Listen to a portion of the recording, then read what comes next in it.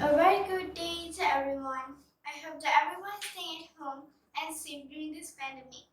My name is Navita Dr. Murali and I'm from Sekolah Kebangsaan Temenggong Abdul Rahman.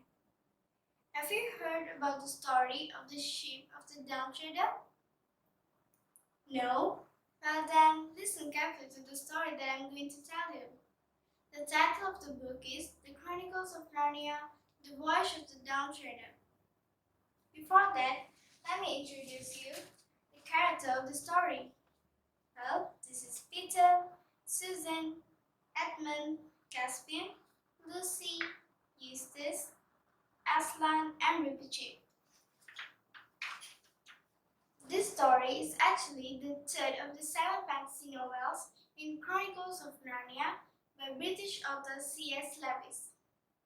It was illustrated by Pauline Baynes and originally published by Geoffrey Blass in London between 1950 and 1956. The Voyage of the Downtrodden was adapted and filmed as 4-episode in BBC television series in 1989 and as a feature film in 2010. This story starts with two youngest Pevensie children, Edmund and Lucy, staying with their oldest cousin Eustace Crabbe. Edmund, Lucy, and Eustace grown into Narnian world through a picture of the ship at the sea. The three children land in the ocean near to the pictured vessels. The titular downtrodden are all taken aboard. The downtrodden is the ship of Caspian X, the king of Narnia, whom Edmund and Lucy, along with Peter and Susan, helped to gain the throne of Narnia to Prince Caspian.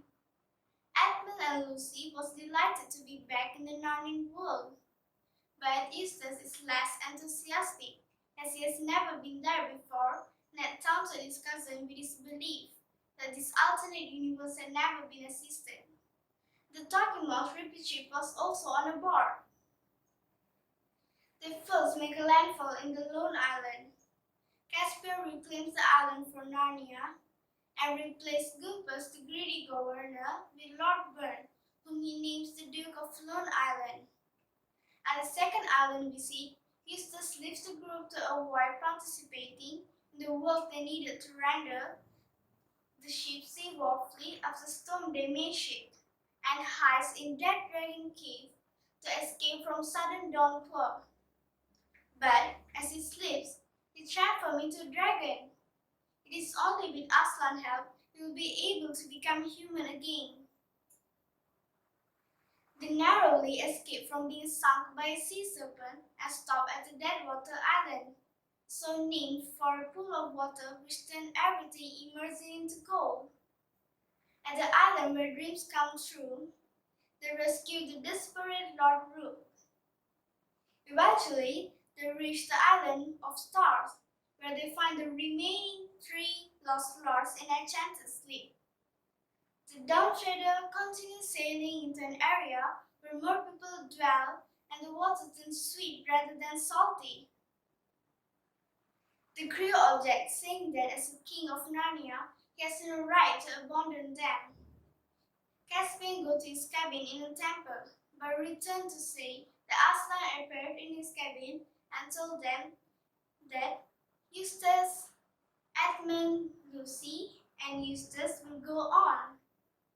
The 4 named venture in a small boat through sea of lilies until they reach the wall of water that spans the sky.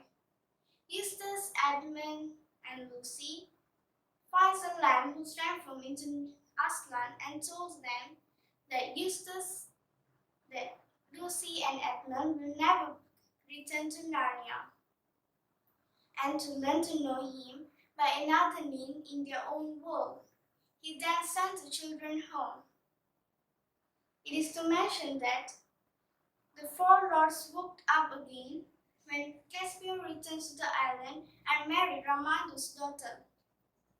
Eventually, the downtrodden and everyone else safely returns to Narnia.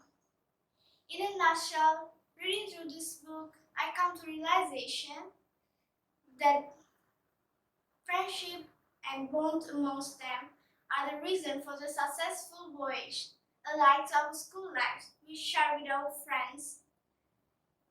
And I should believe in my own work because I'm good enough for me only. That's all from me. Thank you.